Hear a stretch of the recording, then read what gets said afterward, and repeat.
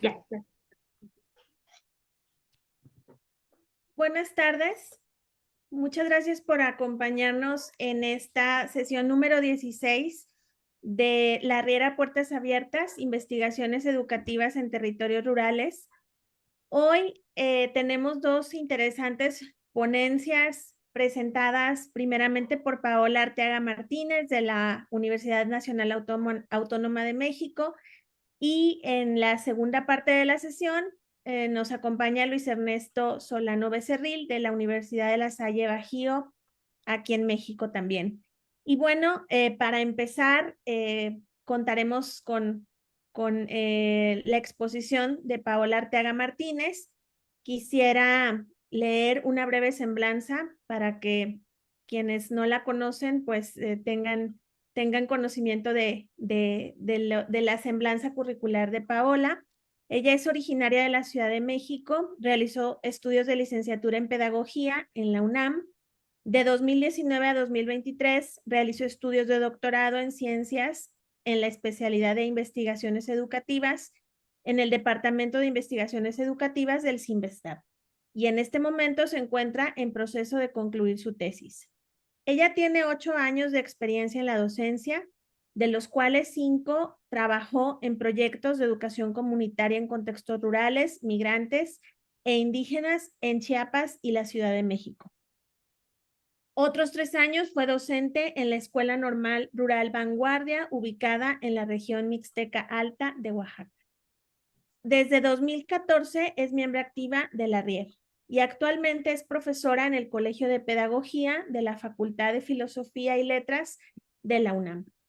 Hoy Paola nos va a compartir una ponencia titulada La colaboración y autonomía en la co-construcción del conocimiento escolar en estudiantes de una escuela unitaria. Muchas gracias, Paola, y pues tienes la palabra. Sí, hola, buenas tardes a todos y a todas. Es un gusto poder compartir en este espacio de seminario de la Riera Puertas Abiertas, parte de un trabajo que estoy llevando a cabo. Bueno, ahorita nada más denme un momento para ver que comparta la pantalla e iniciar.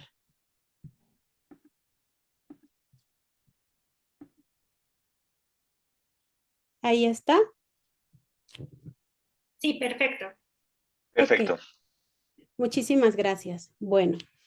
Eh, pues también muchas gracias a los organizadores de este seminario, colegas de la RIER. Eh, bueno, como decía, es parte de un trabajo que estoy todavía realizando. Es un estudio de doctorado que está situado en una primaria rural unitaria en la Mixteca de Oaxaca. Tiene que ver, como el título, el misma presentación, plantea sobre la co-construcción del conocimiento escolar, en este caso en ciencias.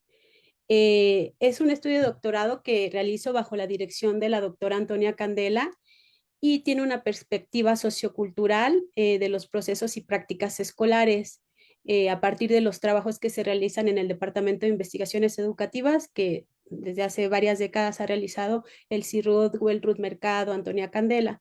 Específicamente, bueno, me apoyo en los estudios de Antonia Candela respecto a la construcción del conocimiento escolar en ciencias, basados en las aportaciones de la línea de conocimiento compartido del aula, en el aula de Edwards y Mercer, el cual, en el cual se considera que el conocimiento escolar se deriva de una relación dialéctica de la interacción de docentes, estudiantes, en donde se construye un significados a partir de las actividades escolares que se realizan. Es un estudio etnográfico en el cual yo me centro en documentar las prácticas del docente y de los estudiantes desde sus visiones, desde su mirada y del sentido que le dan a esas acciones. Y documento a través de observaciones de clase de ciencias y entrevistas, a través de videos, audiograbaciones, fotos y notas de campo. Eso es a grandes rasgos, como dar un contexto de este trabajo. Las principales preguntas que orientan este estudio son: ¿Qué prácticas y procesos educativos están presentes en la coconstrucción del conocimiento escolar en ciencias en una primaria unitaria? ¿Y de qué manera la heterogeneidad de un grupo multigrado en una escuela unitaria influye en las prácticas educativas que subyacen en la construcción del conocimiento escolar de ciencias? También, bueno, debo aclarar que utilizo el prefijo co, como lo han utilizado varios estudios en este campo, porque hace el énfasis que este proceso es una construcción, es un proceso que se da en la interacción de sujetos, ¿no? En la participación de estudiantes y en la relación también que se tienen con los docentes. Es una construcción social y por eso a veces, bueno, muchos estudios o muchos trabajos emplean este prefijo co. Este trabajo también debate y problematiza la visión deficitaria que se tiene del multigrado. Ya en varios trabajos de la RIER, pues se ha analizado este aspecto, ¿no? Y ha cuestionado. Yo identifico que esta visión deficitaria se centra en dos grandes cuestiones. Por un lado, el formato escolar, que ya se ha discutido mucho, o sea, cómo dominó, se instauró como la escuela a partir de una organización escolar monogrado, ¿no? Por tanto, la organización multigrado se encuentra siempre marginada, ¿no? En la periferia, como ha analizado el trabajo de Soto, por ejemplo. Esto también tiene que ver con, incluso con estudios que se han hecho reciente, hace algunas décadas sobre la eficiencia escolar, donde se cuestiona incluso eh, la que no es costeable las escuelas pequeñas, como en muchos casos, como es la gran mayoría de las escuelas multigrado, por su baja matrícula escolar y haciendo un análisis más que nada en aspectos de costos, ¿no? Y sin mirar la relevancia social que tienen estos centros educativos. Por otro lado, esta visión deficitaria también creo que está en trabajos que tienen que ver con la composición, bueno, que hacen un análisis respecto a su composición sociocultural y sociogeográfica de estas comunidades escolares. Me refiero a los estudios evaluativos de eficacia escolar y estudios de factores asociados, en los cuales, bueno, se ha analizado estos estudios que este tipo de escuelas tiene bajos niveles de logro en cuanto a los aprendizajes. Son evaluaciones estandarizadas de alto impacto en las cuales se analiza que estos resultados se asocian a las condiciones y de desventaja y de pobreza que tienen los estudiantes, ¿no? En estas escuelas.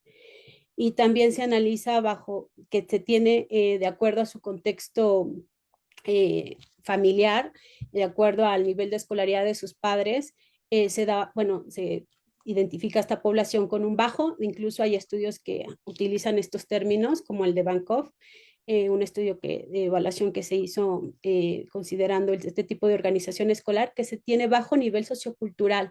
Estoy citando textualmente, que deriva en bajo capital cultural escolar. Bueno, cierro comillas. Y esto tiene a su vez un efecto negativo y de desventajas en cuanto a los logros de aprendizaje. Y yo con ello no estoy poniendo entredicho que haya una situación de inequidad y de pobreza socioeconómica en estos contextos y que ello influya también en el logro de los aprendizajes, pero también creo que hay una línea delgada en este tipo de análisis que me parece que alimenta una visión de déficit cultural, donde incluso se invisibiliza conocimientos que están presentes en estos contextos, que tienen los estudiantes y que se generan en las actividades escolares que se realizan en ellos mismos. Y creo que también estas visiones finalmente están siendo solamente consideradas desde el hábitus desde las posiciones dominantes urbanocéntricas, ¿no? O sea, sabemos que referentes son estudiantes en contextos urbanos de clases medias. Entonces, yo cuestiono estas posiciones, esa visión deficitaria y lo que en mi trabajo analizo es los conocimientos que se construyen en estos contextos escolares. Bueno, como se ha analizado, eh, el multigrado se caracteriza por una heterogeneidad. Ahora ya se reconoce que la heterogeneidad está presente en cualquier tipo de organización escolar, ¿no? En escuelas unigrado, de un grado, de un docente por grado y de las escuelas multigrado. Pero creo que también es importante pues analizar que la heterogeneidad del multigrado creo se compone de algunos aspectos. Por ejemplo, Roser Boix habla que estos centros escolares representan la diversidad dentro de la diversidad, o Limber Santos habla de que hay una diversidad en su máxima expresión. Yo muchas veces, bueno, se enuncia la diversidad en relación a los grados, a las edades, a los niveles de avance, también a aspectos de, incluso nos hablan de niveles de madurez, de las etapas de desarrollo, considerando aspectos de la edad, de los grados, pero creo que se deja de lado dos componentes centrales. Por un lado, las trayectorias escolares y las experiencias de vida de los estudiantes. Respecto a las trayectorias escolares, eh, creo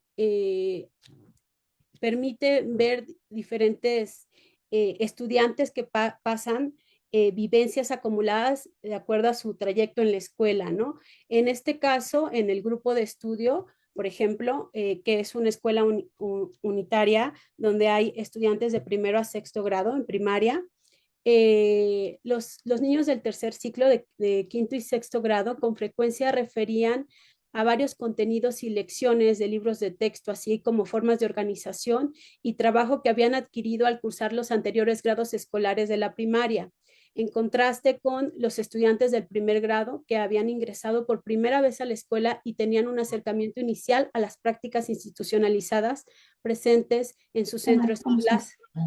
Estos ¿También descansaste? estudiantes, al igual Ah, que qué los bueno. del segundo grado, se encontraban en el proceso de alfabetización Ok, nos inicial vamos a ir a las y no habían 15. cursado el preescolar.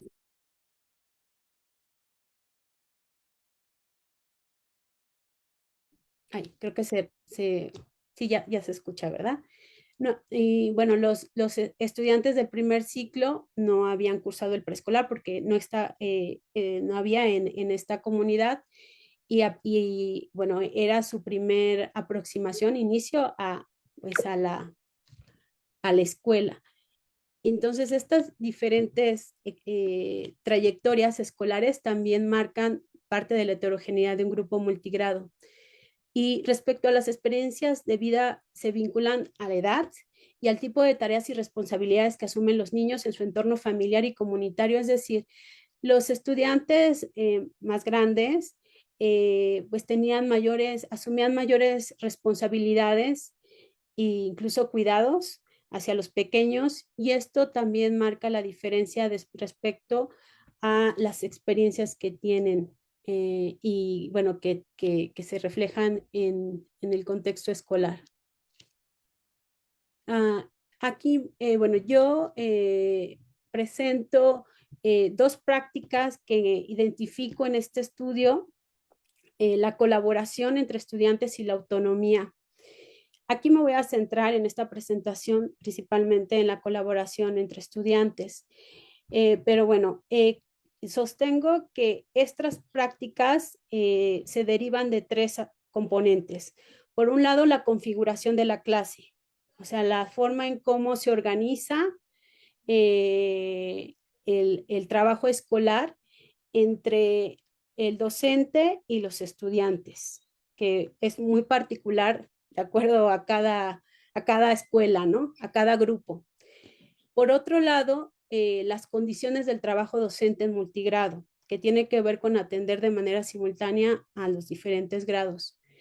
Y otro componente que también creo que es muy importante considerar que influye en estas prácticas es el conocimiento cultural o los conocimientos culturales de los estudiantes, en el cual están presentes estas prácticas de colaboración y autonomía. Y bueno, de acuerdo a los hallazgos derivados del análisis de los datos, identifico estas prácticas y entiendo, bueno, en múltiples estudios en multigrado las han analizado, las han documentado, que están presentes. Donde se analiza que este tipo de escuelas posibilita el intercambio de saberes entre estudiantes de diferentes grados y edades, ¿no? Y eso posibilita la ayuda entre pares. En este sentido, bueno, Santos considera necesario o plantea la importancia de estudiar, por ejemplo, la colaboración o la autonomía a partir de las interacciones y el trabajo conjunto entre los estudiantes. En la revisión de los estudios que he realizado, identifico que son pocos los trabajos que estudian estas prácticas y procesos implicados en la construcción del conocimiento escolar dentro de las interacciones de clase. Varios de estos estudios se han desarrollado, por ejemplo, en Argentina y en México, sobre todo en torno al conocimiento matemático, desde la teoría de situaciones didácticas de la Escuela Francesa de Brousseau. Algunos de estos trabajos los ha realizado investigadoras de la Universidad Autónoma de Buenos Aires, coordinadas por Flavia Terilli, en donde colabora la colega de aquí de la Rier, Ana Sokolowicz, así como estudios en México, por ejemplo, por Diana Solares, otra colega de aquí de la red. Pero bueno, es muy interesante estos trabajos, solo que, bueno, en caso de mi estudio, a diferencia de estos otros trabajos citados, yo indago en las prácticas y los procesos escolares cotidianos presentes en en una primaria unitaria del estudio, sin tener como referente una teoría didáctica de la enseñanza de las ciencias y sin intervenir en el trabajo del docente, ya que estos estudios de didáctica de las matemáticas hacen diseños de situaciones, ¿no? De didácticas en matemáticas que se desarrollan en escuelas multigrado. En mi caso, bueno, no hay una intervención, sino son prácticas escolares cotidianas las que yo documento. Y bueno, me interesó estudiar los procesos que se desarrollan en estas prácticas de colaboración y autonomía en un contexto de heterogeneidad de la aprobación escolar de una primaria unitaria. Y sobre la colaboración, bueno, sí, dialogado con algunas nociones, por ejemplo, con la de Mercer y Littleton, quienes caracterizan la colaboración como estar comprometidos con una intención continua y coordinada en la que se tiene un objetivo compartido que generalmente implica resolver un problema o de alguna manera colaborar para construir conocimiento común. Y la colaboración, como también ha sido analizada, por ejemplo, por los trabajos de Rogoff y otros y colaboradores, contempla relaciones de reciprocidad en vínculos en los que se experimenta un sentido de grupo o un sentimiento de esfuerzo compartido. En estas prácticas también, varios de los trabajos revisados, se reconoce la agencia de los estudiantes, ¿no? Y bueno, como dije, yo ahondaré en la colaboración. Para ello, bueno, me centraré en un ejemplo. Y bueno, antes también quiero dar contexto al grupo. Es un grupo integrado por 3 estudiantes de primero a sexto grado, y estos estudiantes provenían de 7 familias. Casi todos los niños tenían algún hermano o hermana en el grupo o algún primo, por lo que la configuración del grupo escolar permeaba estos vínculos, lazos familiares, ¿no? Eh, el maestro, aunque atendía de manera conjunta y sincronizada a estos estudiantes de los 6 grados, generalmente los organizaba las actividades en 2 grandes bloques. Por un lado, los estudiantes del primer ciclo, de primero y segundo, y el segundo bloque, estudiantes de tercero a sexto grado. De hecho, tenía 2 pizarrones, aquí como espero que se vea en este croquis, esta imagen del dibujo del aula. un pizarrón para las actividades del primer ciclo y otro pizarrón donde trabajaban las actividades de este segundo bloque de estudiantes del tercero a sexto grado. El maestro Julián era originario de un poblado de la región del Istmo, es la otra región, en la misma entidad. Había cumplido 23 años de servicio, de los cuales 15 eran en escuelas multigrado y de estos 6 en primarias unitarias, es decir, que ya tenía una experiencia en este tipo de escuelas. Y bueno, como comenté, voy a presentar un fragmento de clase eh, a manera de ejemplo, ¿no? Para analizar estas prácticas y los elementos que creo están en juego en estas. Eh, Tomo como ejemplo el fragmento de clase de un experimento que llevaron a cabo, que se llama Trayectoria de la Luz. Es un experimento de, del libro de libro de Ciencias Naturales de tercer grado. Y inicialmente el maestro le indica a las dos estudiantes de tercer grado que deben realizar el experimento y que deben elaborar los materiales que indican el mismo. Quiero comentar algo porque es importante entenderlo. Esta actividad experimental requiere elaborar varios materiales que implican diferentes cálculos matemáticos, hacer 2 cuadrados de 15 por, bueno, con algunas dimensiones específicas, 2 tiras de cartón que son de rectángulo. En el libro hay varios procedimientos que no cuentan con instrucciones escritas precisas para su elaboración, por lo que incluso en las instrucciones se indica que se observe las ilustraciones que contienen el libro. Lo cual hace complejo para los estudiantes. Son estos cuadrados que tienen 8 orificios que forman una circunferencia y en el centro, bueno, otro orificio, así como estas tiras de cartón que tienen que tener 4 dobleces en partes iguales, bueno, sí, y en 4 partes iguales y tiene que hacerse 2 orificios que van a ser la base de estos cuadrados. Y como comenté, eh, varias indicaciones no están por escrito. Tiene uno que los estudiantes tenían que ideárselas para ver cómo podían elaborar estos materiales y así lo hacen. Voy a puntear los grandes momentos de esta clase para poder contextualizar, ¿no? La actividad y que la entiendan. Principio, el maestro Julián les pide, como dije, a las alumnas de tercero que elaboren el material de este experimento que está en su libro de texto. Les proporciona el material, una cartulina y traza 2 de las piezas que deben hacer, un cuadrado y un rectángulo a manera de ejemplo para que las estudiantes la realicen la actividad por su cuenta.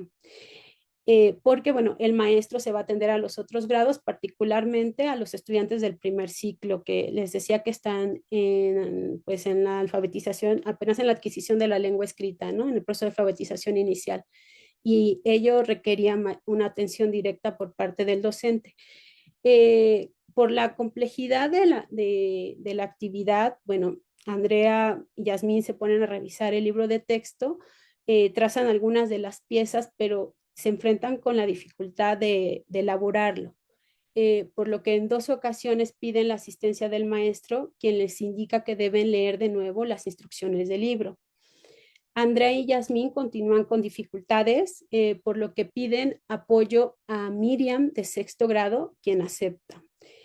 El maestro, al ver que Miriam se integra, él también, de hecho, ve bien la decisión de las estudiantes de tercero de pedir apoyo a Miriam, y de hecho el maestro le pide que sí, que las apoye, y también integra a Felipe, estudiante de cuarto grado, al equipo, porque le comenta que, bueno, él también ve el tema de la luz en su libro y que la actividad también le va a ser útil. Durante 40 minutos los estudiantes se organizan, se coordinan para elaborar estos materiales con la coordinación o la facilita y coordina y la asistencia de Miriam. Y bueno, donde deben poner varios conocimientos de matemáticas. El equipo realiza el material y posteriormente con todo el grupo se lleva a cabo el experimento coordinado por el maestro.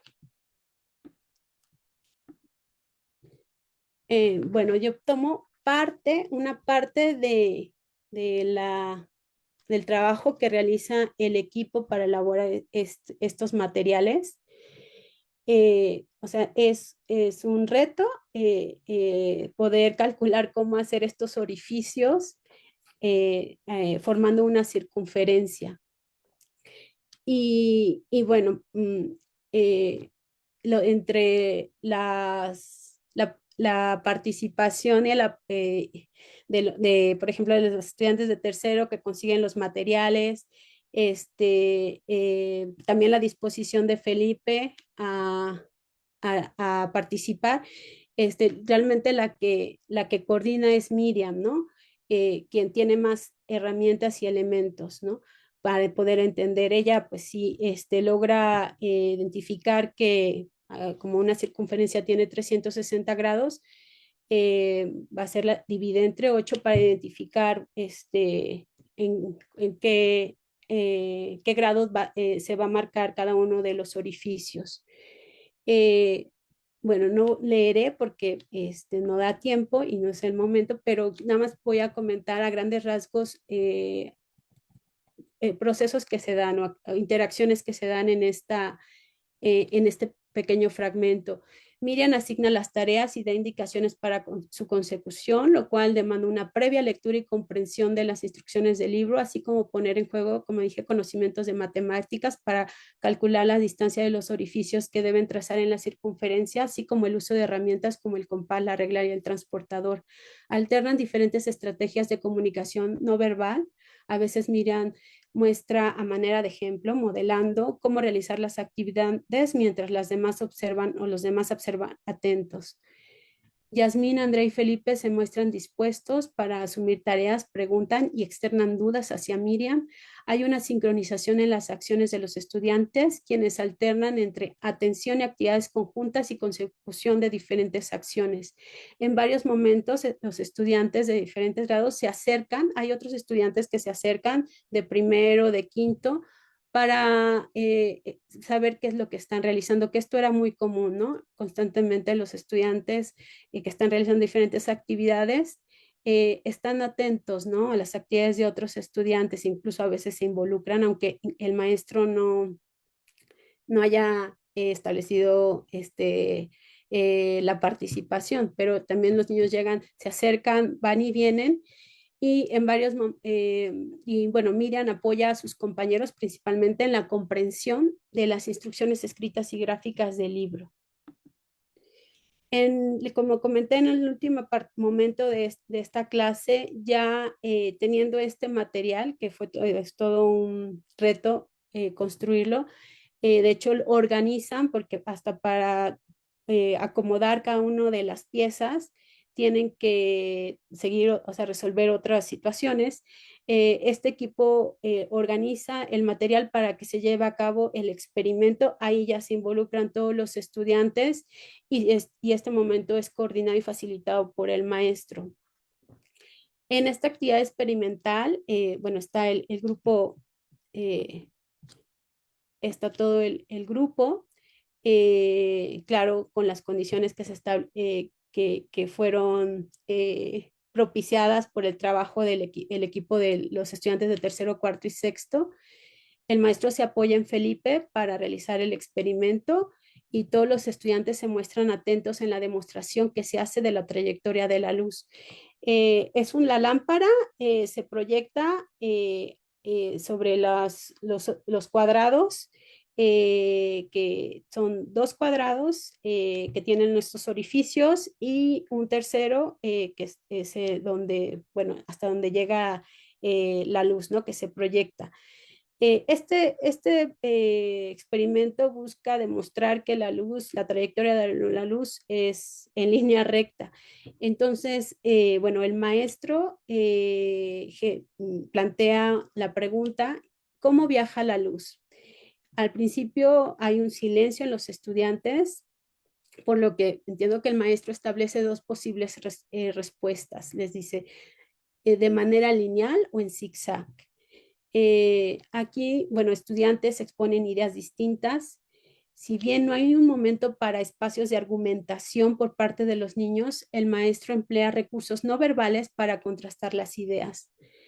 El caso de Nancy de segundo dice que la trayectoria es en ondas y Daniel, bueno, él plantea que no, que es derecho y bueno, Miriam precisa que es en línea recta. Eh, y bueno, el maestro a través de recursos no verbales dice, si fueran ondas en zigzag, viajaría así. Con el dedo índice indica, índice vuelve, bueno, traza una línea imaginaria en zigzag de la lámpara hacia el último cuadro de cartulina donde se proyecta la luz. Y los estudiantes dicen no. Y en línea recta es así. Con el dedo índice traza de manera imaginaria una línea recta sobre los materiales del experimento y los estudiantes responden sí.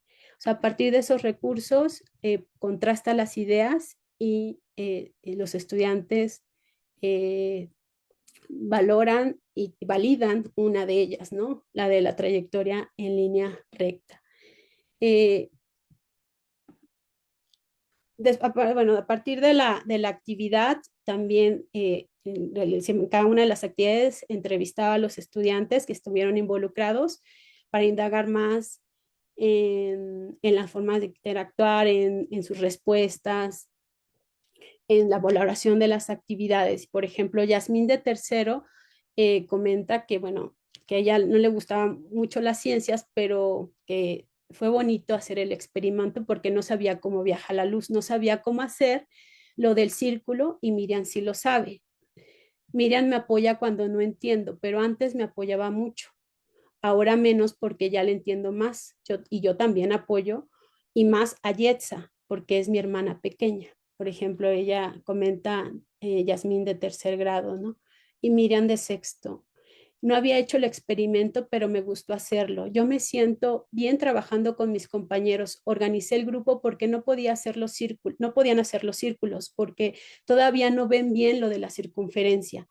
Cuando iba en cuarto, la maestra que teníamos nos permitía en equipos de cuarto a sexto, hacer equipos de cuarto a sexto y nos apoyábamos. Sí había visto bien el tema de cómo viajaba la luz, pero no había hecho un experimento, así le entendí mejor. Es lo que comentó Miriam después de esta actividad. Y Nancy y Moisés, que fueron estudiantes de segundo grado que se estuvieron tal cual en la realización, observan el experimento. Nancy comenta, no sabía lo de la luz, pero me gustó ver el experimento. Pensé que viajaba en ondas, la luz. Y Moisés, es el sonido. De hecho, lo que comenta, que no bueno, a lo mejor no lo retomé en la parte del fragmento de clase, pero de hecho cuando Nancy dice que viaja en ondas, Daniel le dice que ese es el sonido, que el sonido es el que viaja en ondas porque Daniel, de hecho, que es de quinto grado, a unas clases anteriores había realizado un experimento sobre el sonido.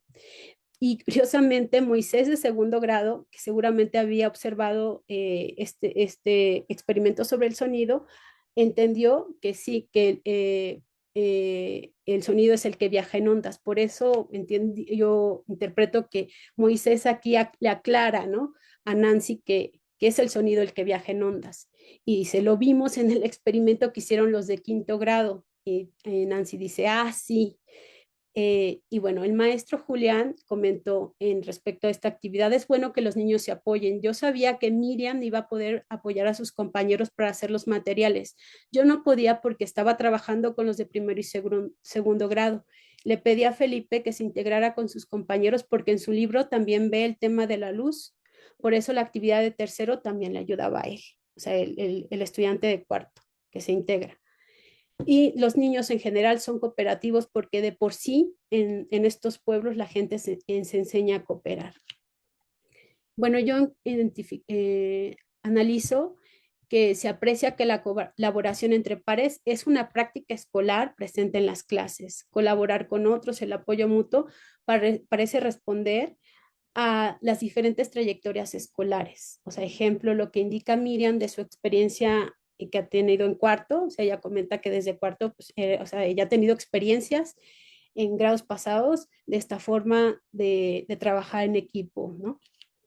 El reconocer, los niños se reconocen los diferentes niveles de conocimiento que se tienen, ¿no? Aquí se ve con lo que dice Yasmín, o sea, Miriam lo sabe, y también Miriam sabe que sus otros compañeros no tenían los recursos en cuanto al conocimiento matemático para elaborar los materiales que implicaba esta actividad. Las prácticas de colaboración también subyacen en la configuración del grupo, o sea, los lazos familiares, es decir, lo que dice Yetza, de que también ella apoya a su hermana. Como decía, es esta configuración que se da en este tipo de escuelas es un elemento que también influye en estas prácticas. Y bueno, también se deriva de las condiciones del trabajo docente, de lo que comentaba, o sea, el maestro al tener que atender a brindar una atención directa a otros estudiantes que más lo requieran, eh, propicia el apoyo y la colaboración entre estudiantes que considera que lo pueden hacer para que hagan un trabajo más autónomo. Y asimismo en estas prácticas se dan condiciones que permiten a los estudiantes estar en constante contacto con conocimientos escolares de diferentes niveles de complejidad.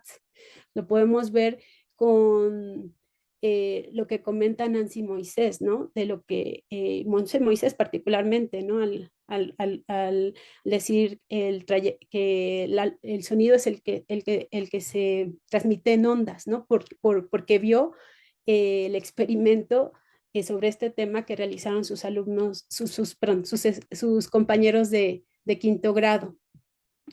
Aquí también, bueno, creo que hay elementos de este conocimiento cultural, eh, como se dan prácticas de colaboración en otros, en contexto familiar y comunitario, bueno, que yo también, aunque mi foco fue la escuela, las interacciones en las clases, en mi estancia en este poblado pude documentar pues las prácticas que se dan fuera de la escuela, ¿no? Los niños colaboran constantemente y también tienen un grado alto de autonomía en las actividades que realizan en la vida cotidiana fuera de la escuela. Por ello,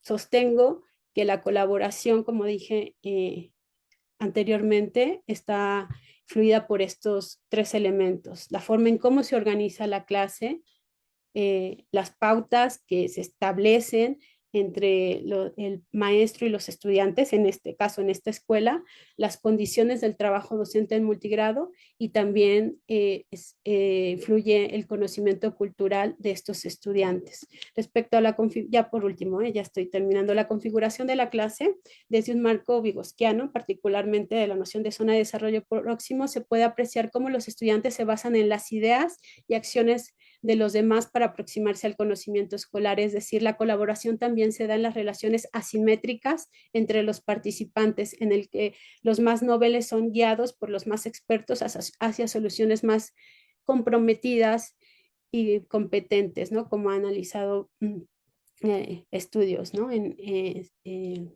Que se apoyan en esta noción de zona de desarrollo próximo de Vygotsky. Y bueno, en estas formas de participación se reconoce la agencia de de los estudiantes a partir de su capacidad de intercambiar información y modificar su comportamiento en respuesta a la interacción y retroalimentación que se da en la interacción. Se da circulación de conocimiento, maneras de representar y explicar los fenómenos y estrategias de resolución de problemas para la construcción del conocimiento escolar. Y creo que se potencian los conocimientos y experiencias desde una relación de complementariedad, ¿no? O sea, creo en estas prácticas identifico que hay un vínculo de complementariedad en contraste con dinámicas de competencia, ¿no? Que se pueden dar en otros contextos, incluso no sé, en contextos también rurales, pero yo en mi caso encontré estas prácticas y estas dinámicas.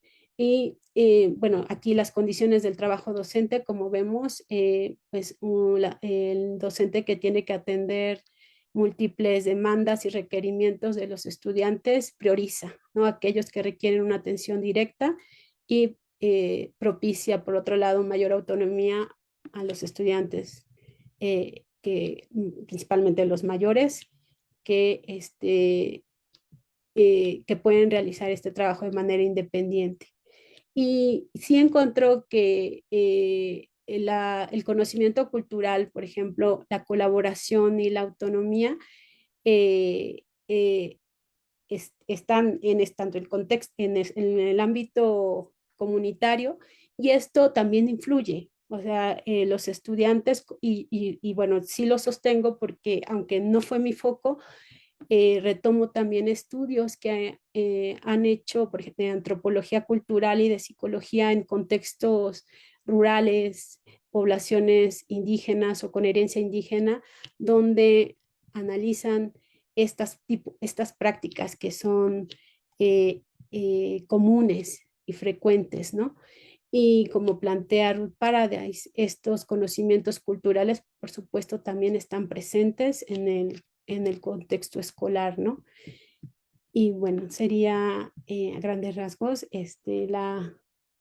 lo que yo vengo a compartir, es parte de este estudio y les agradezco mucho su escucha. Gracias.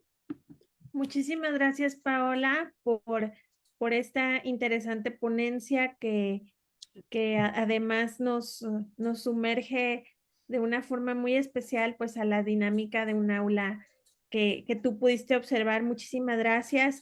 En Facebook hay muchas felicitaciones de diferentes personas que están escuchando. Les agradecemos mucho su asistencia, su escucha.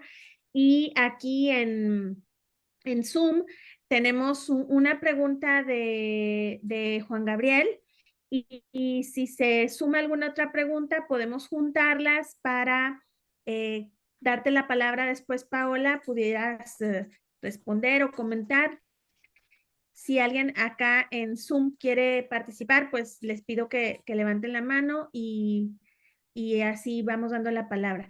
Entonces, Juan, si tú puedes preguntar, luego tenemos al maestro Juan Galindo.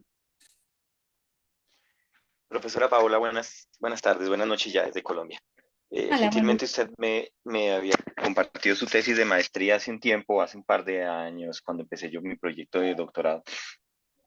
Eh, sí quiero preguntarle bueno, en el ejercicio de trabajo entre los estudiantes, de todas maneras sí media un objeto que es el texto escolar, es decir, el que tiene las instrucciones, etcétera, etcétera.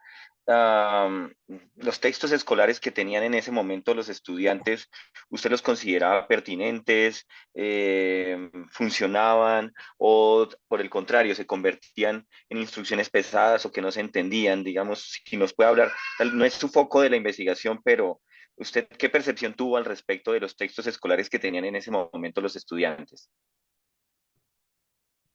Ok, gracias, maestro Juan. Voy contestando, ¿verdad? Sería así la dinámica. Gracias. Pues, Paola, sí, o sabes qué, por cuestiones de tiempo, si gustas y le damos la palabra al maestro Juan y luego ya respondes, por favor. Sí, perfecto, sí, gracias. Muchas gracias, maestro Juan. adelante, maestro. Juan Galindo. Gracias, Lupita. Buenas tardes, Paola. Mira, es un comentario rápido que sí termino con una pregunta, pero es muy concreta, digamos. Me gusta cómo enfocaste la colaboración, porque luego acá trabajamos en Durango desde hace años lo que es el modelo de aprendizaje colaborativo MAC. y a muchos les quedaba la sensación como que era nada más trabajar en equipo.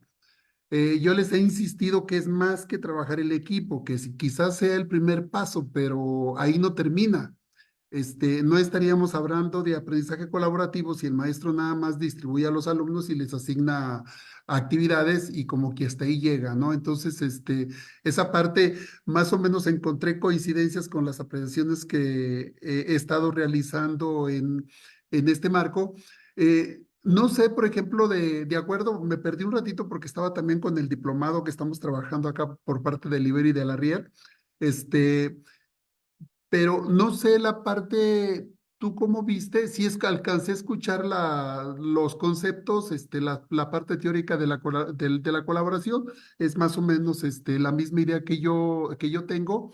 Y el último comentario para clarificárselos un poquito y que la gente que nos escucha también vaya entrando en este tema que tú le explicaste bien. Yo nada más quiero ahondar un poquillo porque aquí yo encuentro muchos detalles con ese, o sea, está mal entendido todavía, está visto de manera superficial. Y yo tomo un ejemplo, fíjate, de la literatura más que de la cuestión teórica de Borges. En una ocasión que le preguntan a él sobre la colaboración con el traductor que él tenía, y él dice que la colaboración para él, que ellos no se piensan como dos hombres o dos sujetos trabajando juntos, sino como dos mentes intentando un mismo objetivo. Entonces, es algo muy similar, bueno, aparte que es Borges, digo, es una genialidad, su respuesta me pareció a mí, pero es muy similar a lo que dice la teoría y a lo que nos presentas tú. Mi pregunta ahora sí ya muy en concreto, este, ¿qué recomendación le harías a los maestros para que trabajen el aprendizaje colaborativo más en forma, más cercano a lo que debe ser? Sería eso nada más. Gracias y felicitaciones, ¿eh? Excelente participación. Sí, Paola, adelante, gracias. Y bueno, muchas gracias, maestros, maestro Juan Gabriel y maestro Juan Galindo, por sus comentarios. Bueno, la primera pregunta, el maestro Juan Gabriel. Sí, cierto. De hecho, esta lección, por ejemplo, la he revisado, bueno, mi directora de tesis, que es física, y bueno, se ha dedicado, como saben, tiene amplia experiencia en la enseñanza de las ciencias y también incluso con otras personas vinculadas a desde la física, tal cual. Y se analiza, bueno, como cualquier texto, sí, es parte del escrutinio. Yo creo que los libros de texto, como se ha cuestionado, muchas veces se realizan, se diseñan desde una visión urbanocéntrica, pero y también hay aspectos que incluso desde los didactas pues se debaten, ¿no? Si son pertinentes, si la actividad estuvo bien diseñada, pues es complejo un libro de texto. Y en este ejemplo, la organización que se da de la actividad fue sorteada por los estudiantes, ¿no? Porque el texto implicaba un gran reto, que de hecho el diseño de los materiales, al analizarlo, algunos físicos con el que he revisado algunos fragmentos de clase, comentan, por ejemplo, en este experimento no ven la razón por qué se pide que hagan esa circunferencia de orificios, que implicó mucho trabajo para los estudiantes. Plantean que hay experimentos más sencillos y como dije, hay varios elementos que incluso no hay instrucciones escritas o instrucciones escritas que son complejas para los estudiantes. Un tanto por el contexto, un tanto por lo que demanda, ¿no? A comprender un texto escrito, se conjugan. Y yo creo que sí, o sea, es un elemento, un gran reto, un elemento que de hecho tienen que trabajar los docentes, como en el caso del maestro Julián, que para lograr el trabajo autónomo con los estudiantes, una condición era la comprensión del texto escrito. De hecho, él trabajaba por las tardes, eh, principalmente la cuestión de lectura y comprensión de textos, porque sí es una condición central. Y el tipo de textos que se enfrentan los estudiantes muchas veces, pues, pareciera que valdría la pena valorar la pertinencia técnico-pedagógico y principalmente para este tipo de contextos. Yo sí lo considero así. Y respecto al comentario, bueno, la pregunta del maestro Juan Galindo, creo que, bueno, mi trabajo como tal no está centrado en una prescripción de una propuesta como tal, pero creo que es fundamental, me parece importante eh, poder propiciar actividades donde sí haya la interacción de los estudiantes que tienen diferentes niveles y recursos. Esta relación asimétrica que se ha analizado es muy importante porque si no se propicia, bueno, creo que se está desaprovechando la oportunidad que se tiene, ¿no? Que los niños contrasten sus ideas, que pongan en juego diferentes recursos, que aprendan unos de otros.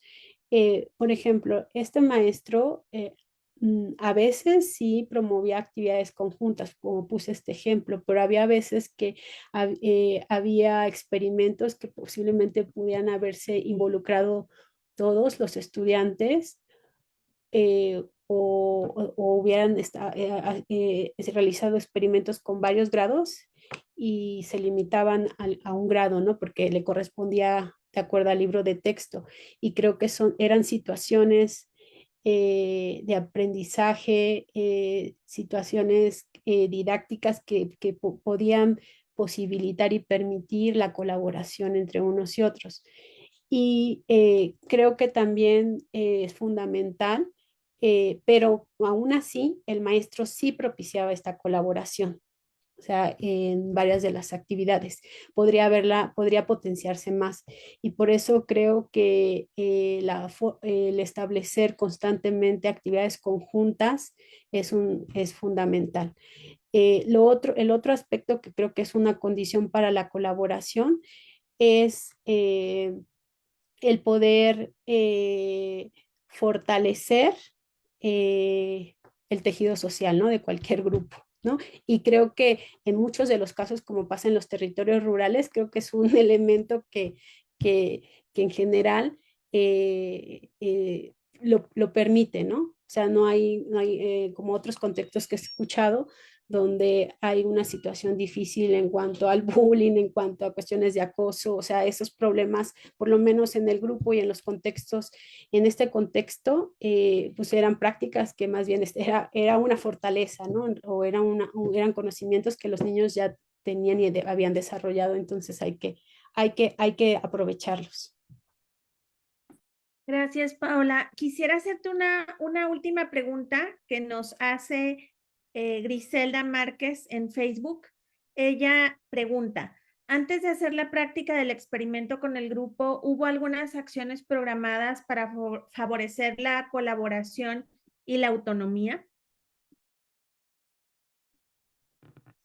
Es que pongo este ejemplo como parte de las actividades que realizaban los estudiantes, ¿no?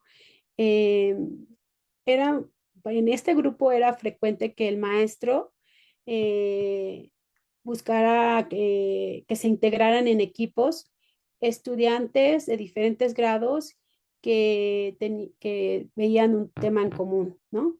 O sea, estas prácticas se realizaban y de hecho se hacían en clases de ciencias muchas actividades de experimentos y, y bueno, donde se propiciaba esto, la colaboración. Ahora, la autonomía incluso, sí era algo que el maestro, como comenté, propiciaba constantemente.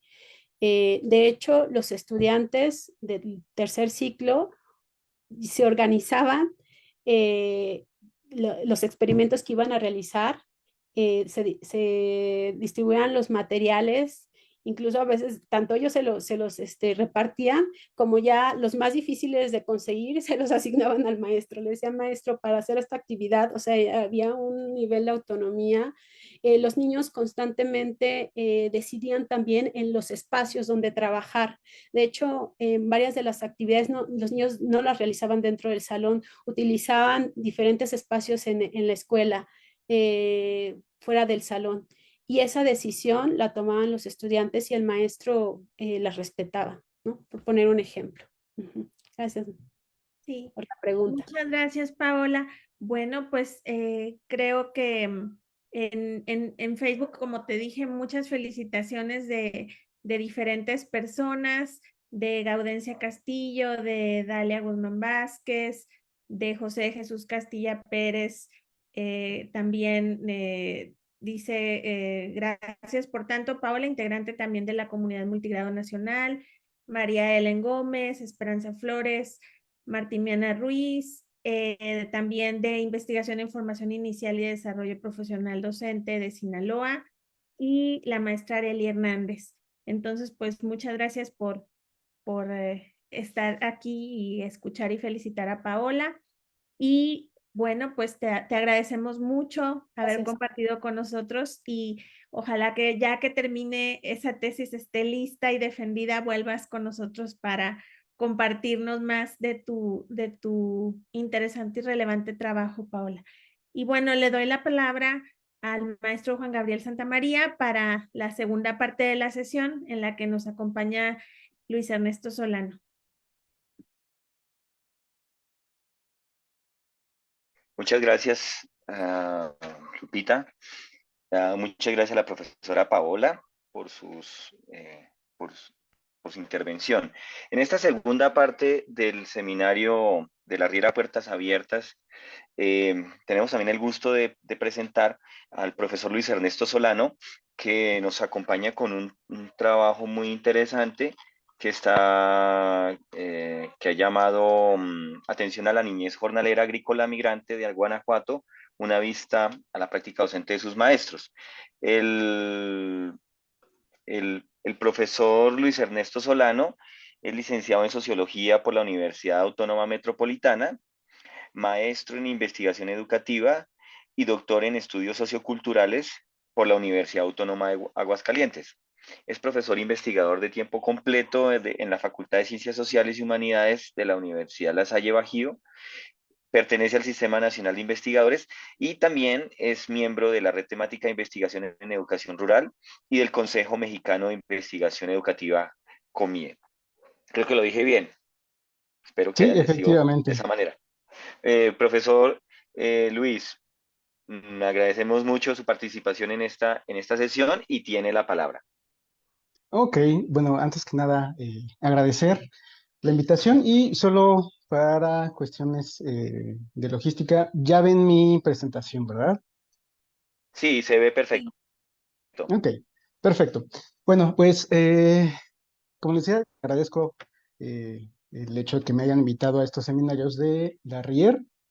Y sí, lo que les voy a presentar yo es, digamos, un trabajo que se hizo con población jornalera agrícola migrante y que tiene que ver con un estudio diagnóstico de diferentes cuestiones, entre ellas eh, habilidades de conteo, pero antes de empezar eso, quiero comentarles ciertas cuestiones importantes de este proyecto que de alguna forma impactan, ¿no? El primero, pues, es que fue un proyecto que se financió con la Secretaría del Estado con la Secretaría de Educación del Estado de Guanajuato, acá en México, y que ellos facilitaron, digamos, la apertura a los centros, porque hay algunos que no son tan fáciles de acceder, ahorita comentar esa parte, y se planteaba en dos fases. Una primera fase, un diagnóstico de ciertas habilidades que querían conocer o la Secretaría de Educación quería conocer y en un segundo tiempo, sí un desarrollo de un modelo educativo para esta población. Sin embargo, bueno, pues llega pandemia y algunos organismos que justamente es el Sistema de Redes de Investigación Educativa Aplicada, quien estaba financiando, desaparece y se queda el estudio a mitad del desarrollo. Entonces, lo único que pudimos llegar a hacer es el diagnóstico. Se suspende en 2020 y se reanuda más adelante hasta 2021. Pero hemos seguido trabajando de alguna forma con ellos. Entonces, bueno, a fin de cuentas es armar una evaluación socioeducativa donde la Secretaría de Educación quería conocer cómo estaban estos estudiantes en habilidades de conteo y cálculo, dependiendo de su nivel educativo, lectura y escritura. Esos son lo que nos encargáramos que diagnosticáramos. Por un lado, y en la infraestructura querían conocer el espacio físico y los insumos como libros, biblioteca, pizarrón, cuestiones básicas que se requieren en cualquier escuela. Y como un elemento tal vez no contemplado en un inicio, pero que sí empezamos a trabajar, es con la de los docentes, por eso están en distinto color, ¿no? ¿Qué es lo que los docentes que estaban frente a estas escuelas hacían y practicaban? Sobre todo porque, como acabamos de ver en la ponencia anterior, pues hay muchos saberes que están en la escuela, pero no son reconocidos, o también nos interesaba saber qué es lo que le impulsaba al docente, estar ahí en ciertos contextos. Y es bien importante hablar de los contextos, se los voy a ir explicando, porque el contexto jornalero agrícola migrante es uno de los más difíciles de tratar, de administrar, de desarrollar. Ese es el mapa geográfico, digamos, de nuestro estado. Y en ese entonces evaluamos 10 escuelitas que están en bueno, Guanajuato tiene 46 municipios, se concentran prácticamente en esta zona y este que está por acá. Entonces, bueno, en ese entonces fueron 4 escuelas en esta parte de Dolores Hidalgo, que es nuestro municipio, y otros 6 acá. Digamos, aquí son 10 escuelas, como había comentado, y son alrededor de 129 estudiantes que se les hizo la evaluación. Les comentaba sobre la dinámica familiar y la educación porque es importante y es por muchas cuestiones muy específicas que tiene esta población.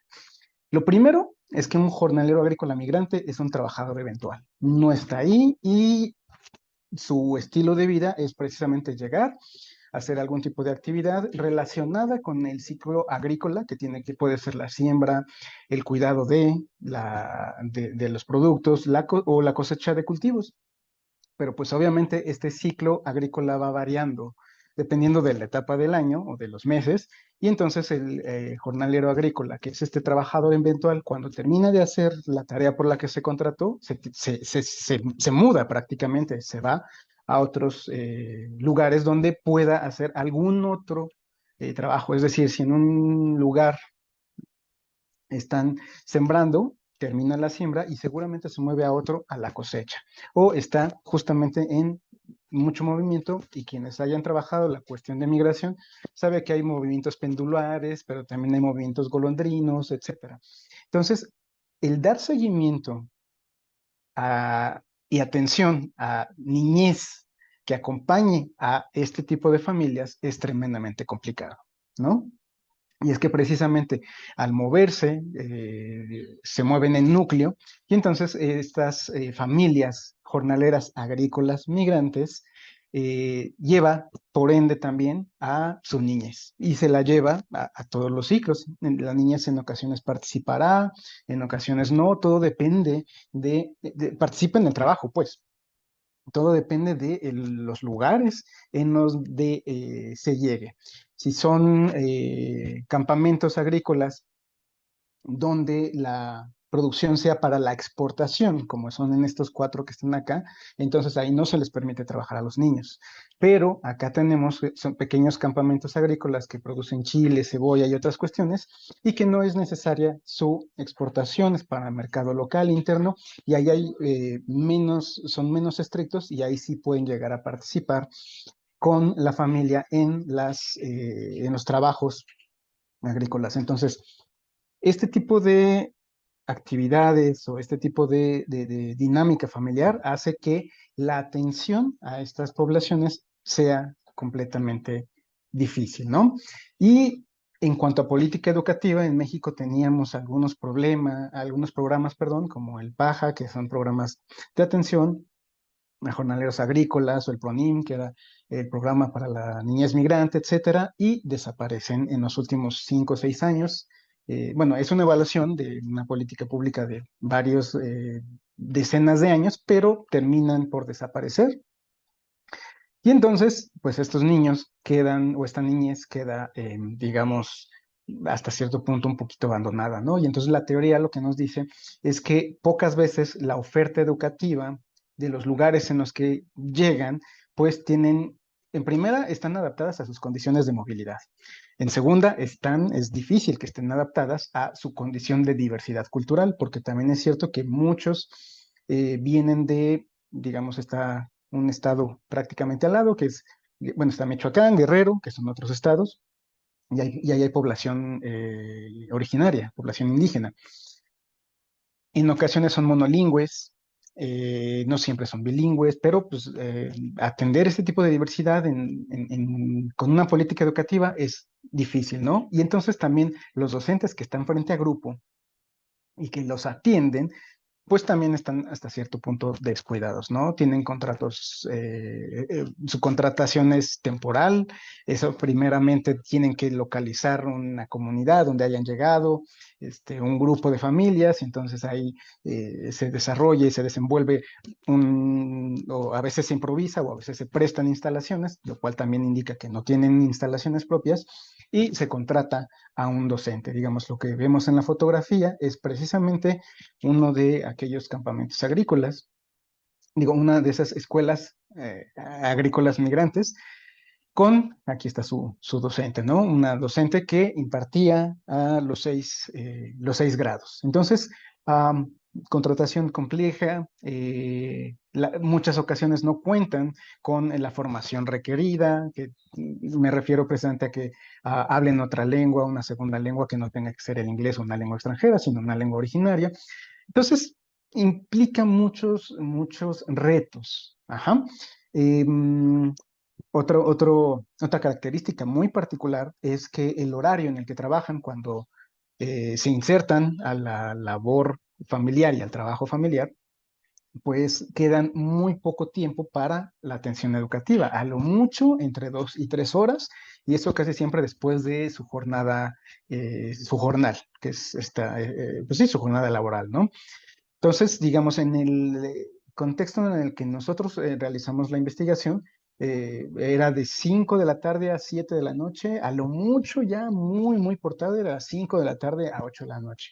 Entonces, llegar con un estudiante que haya trabajado en campo recogiendo y demás, a veces no comían por la cuestión de vulnerabilidad en las que están, y llegar a las 5 de la tarde a tomar sus clases es súper complejo, ¿no? La Secretaría de Educación de este estado en el que me encuentro tiene un programa específico, precisamente el programa de educación migrante, es estatal, no es federal, no abarca todo el país, es solo de esta parte, y se enfrenta a todas las condiciones que la teoría dice, o a las condiciones de las que anteriormente les había comentado, todas esas las cumple. ¿Ok? Entonces, bueno, rápidamente voy a hablar del diagnóstico que se obtuvo, porque creo que sí es importante. Lo que hicimos fue adaptar un poquito rápido, porque también nos dieron muy poco tiempo para desarrollar la investigación, pero tratamos de adecuar las pruebas a sus contextos. Nos fallamos ahí en la cuestión lingüística también. Eh, como les comentaba, las habilidades que querían conocer era lectura, escritura, conteo o cálculo, dependiendo del nivel educativo, y también hicimos el diseño de rúbricas como para poder saber si los estudiantes estaban en 3 posibles niveles, ¿no? Que era, y los presento acá, era un nivel esperado, que es lo que se esperaría, según también los teóricos de lectura, escritura, conteo, cálculo, etcétera, lo que tendrían que estar conociendo en esos niveles. Realmente también lo dividimos en preescolar, primaria baja y primaria alta por cuestiones de tiempo. Entonces, los posibles resultados serán estos: esperados en desarrollo, necesita apoyo, y en ocasiones, al ser un diagnóstico, no era obligatorio, pues hay no aplicados. Como les comentaba, son 129 estudiantes a los que se les hizo. Entonces, lo importante, tal vez fuera de las cifras, es entender que, primer punto, lo que llegamos a entender es, entre más tiempo pasan en la escuela, tienen, aunque sea poquito, mejores logros. No estoy diciendo que sean muchísimas en población, como les comento, representan una población con muchas vulnerabilidades y entonces lograr que un estudiante tenga un nivel educativo esperado es todo un éxito, ¿no? Entonces, aquellos que estén en preescolar llegan con un retraso por default, ya sea lingüístico, psicomotor o alguna otra cuestión, pero entre más tiempo estén en la escuela, los resultados van mejorando. Entonces, a grandes rasgos es esto. Y como vemos, el gran resultado es que la gran mayoría van a estar en un momento donde requieran un apoyo urgente, un acompañamiento más fuerte. Y este es conteo para preescolar y cálculo en primaria baja y primaria alta. En escritura, pues prácticamente lo mismo. En preescolar, prácticamente todos necesitaban apoyos, pero pues, conforme más tiempo estén en la escuela, presentaban un mejor nivel, ¿no? También es importante decir que lograr que un estudiante termine sexto de primaria es un logro también. Casi siempre hay un abandono en primaria alta, precisamente, entre cuarto, quinto y sexto, que ya estarán entre 10, 11 y 12 años, se empiezan a integrar más al trabajo y es una población que, pues, entre todas sus carencias,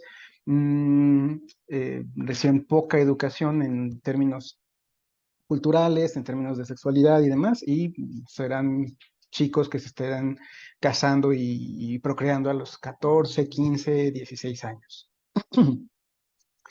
En cuanto a la lectura, es lo mismo, prácticamente. Esa es una constante. A mayor tiempo, mejores habilidades. Es una constante, ¿no? En preescolar, si nos damos cuenta, todos los niveles de preescolar están prácticamente en necesita apoyo.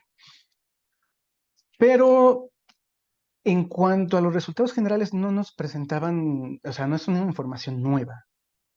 Simple y sencillamente era para reafirmar lo que conocíamos, ¿no? En desarrollo, bueno, esperado en desarrollo, necesita apoyo, conteo, y esa es, digamos, una cuestión. Para quien quiera revisar esta información con más detenimiento, se publicó un artículo justamente en la revista Iberoamericana de Educación Rural, ahí está este artículo publicado, y estos son los resultados. Presento también una parte que no está publicada y que creo que es importante, la infraestructura. Lo ideal es este amarillo, que en calidad espacial, esto lo hicimos con un arquitecto y con la normatividad de escuelas. Digamos, el amarillo es una escuela ideal, ¿no? Que tenga una calidad espacial ideal, templados, una buena iluminación, un ruido callado o muy bajo, y que tenga del 1 al 5, digamos, libros, pizarrón, mobiliario y baño. Baño. Porque hubo un caso justamente donde ni siquiera tenían baño. Las condiciones estructurales de las escuelas que atienden, como les comentaba, a veces son al aire libre. En este caso, era la escuelita al aire libre, que es precisamente la fotografía que mostré con anterioridad. Realmente, ¿qué es esta? Nada más debajo de un árbol se ponían unos pupitres, por ahí un pizarrón hecho de lona y hasta ahí, ¿no? Entonces también eso influye mucho en cómo aprenden, cómo se les educa y demás, ¿no?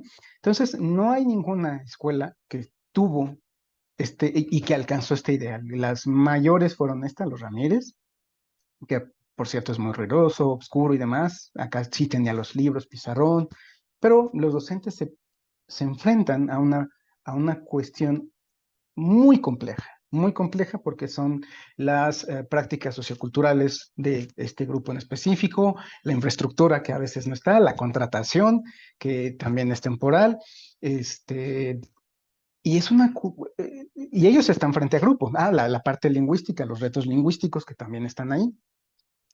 La desconfianza con las familias, que también es un hecho, el horario vespertino, el hecho que estén en zonas rurales, donde a veces, pues sí, todos conocemos que para llegar a una escuelita uno tiene forzosamente que tener un automóvil, salen a las 8 de la noche, entonces a veces son poca iluminación, etcétera. Y entonces la parte que no nos encargaron en este diagnóstico, y que aquí es donde termina, pero que nos llamaba mucho la atención es qué hace el docente y qué le estimula o cómo le hace para ir a estos contextos que son de los más complejos, a impartir su profesión, ¿no?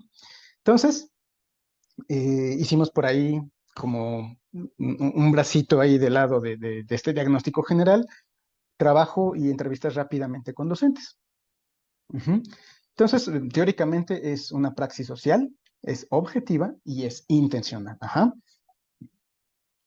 Para que el profesor desarrolle su práctica docente, intervienen muchísimas cosas. La experiencia que tiene, la experiencia previa en ocasiones, o pues, su experiencia en cómo aprendió y así trata de enseñar, etcétera, ¿no? Sus propias creencias, sus saberes teóricos, pero también los saberes empíricos. Ahorita que en la posición anterior, pues un saber empírico es, entonces la luz le haría así, etcétera, ¿no? Que es teórico y empírico, los significados que tienen sus propios profesores, la autopercepción que también tienen, y todas estas cuestiones que son como, digamos, su background, su bagaje de conocimientos, de saberes, de todo, es lo que utiliza el docente frente a grupo para poder desarrollar su práctica, ¿no? El docente utiliza una serie de conocimientos personales y sociales junto con un marco de referencia teórico, que a veces es precisamente todo este plan de estudios y demás, que fundamenta su toma de decisiones. Es importante entender que la práctica docente termina siendo una toma de decisiones donde el docente está frente al grupo y dice, bueno, tengo estos estudiantes, tengo estas herramientas, tengo estos conocimientos, tengo este espacio, tengo esto, y con esto voy a enseñar de esta forma. Esas son sus decisiones específicas, ¿no? Y teóricamente lo que hicimos para esta investigación fue tomar estas 6 dimensiones que tiene la práctica docente, ¿no? Una dimensión personal, una dimensión institucional, interpersonal, social, didáctica y valorativa o valoral, ¿no? Estas 6 dimensiones son, todo esto que está acá, estas experiencias y demás, se insertan en estas 6 dimensiones y estas dimensiones empiezan a configurarse entre sí para su práctica docente. Esta fotografía de acá es, digamos, una de las mejores escuelas para jornaleros agrícolas migrantes. Están dentro de un campamento de una empresa canadiense que exporta. Entonces, al exportar les piden que no exista trabajo infantil y lo que hace la industria es, les pone dentro de su territorio, permitieron que abrieran 2 vagones, estos 2 vagones que son los que ustedes ven en pantalla, y aquí es donde los estudiantes toman sus clases. Son los mejorcitos, porque esos sí son de ellos. Las otras son escuelas prestadas o a veces más complicado al aire libre. Y lo que hicimos es, ahora sí, en la parte de la codificación, porque terminó siendo un estudio pues, con entrevistas y empezamos a trabajar la parte cualitativa, lo que empezamos a desagregar es, digamos, nuestro cuadro de operacionalización, donde pues aquí está, digamos, la parte de la dimensión personal, es el sujeto histórico, es de dónde viene, qué hizo, su historia personal, etcétera, ¿no? La parte institucional, esta es importante porque es la gestión educativa, su práctica docente conformado con otro práctica docente cuando se retroalimentan entre sí, de, oye, ¿qué haces tú para que tus estudiantes aprendan, etcétera? La cultura institucional, y la cultura como espacio de formación, todos estos elementos de desarrollo docente.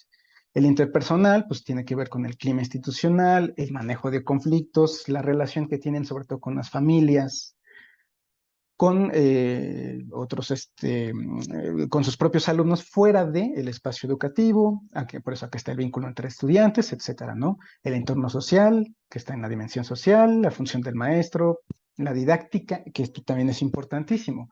¿Cuáles son sus estrategias de enseñanza? Ahorita en la anterior vimos un chorro de estrategias de enseñanza, cómo le hace para lograr que este proceso de aprendizaje-enseñanza esté presente, ¿no? Sus concepciones que tienen, cómo lo orienta, etcétera. Y por último, que en este caso también me resulta muy importante hablar, son los valores, de esta dimensión valorativa, porque son sus valores personales, sus juicios de valor, las actitudes que tiene, la normativa, etcétera. Entonces, lo que hicimos fue, trabajamos con 15 docentes. Estos 15 docentes, pues, tenían sus 129 estudiantes. Había 8 de secundaria que no los incluí ahí porque de esos 8, pues, algunos no quisieron contestar y demás. Pero, pues, en total fueron 136, 137 estudiantes atendidos por estos docentes. Entonces, fuera de tratar de recuperar la parte de las entrevistas tan desagregadas, como decir, a ver, tu profesor, ¿cómo le haces, etcétera? Lo que hicimos fue trabajarlo con un software cualitativo y ver cómo interaccionaban estas dimensiones, ¿no? Entonces, lo primero que hicimos fue el enraizamiento, así se conoce como al número de veces que aparece cierto código. Y entonces aquí están las dimensiones de las que les había hablado anterior. Didáctica, institucional, valoral, personal, interpersonal y social. Entonces de aquí vemos que, pues, y hasta cierto punto tiene lógica, que la dimensión didáctica sea la que más haya aparecido. Y nos empezó a llamar la atención que la institucional y la valoral son la segunda y tercera. Ya muy, muy lejos, la personal, la interpersonal y por último, la social.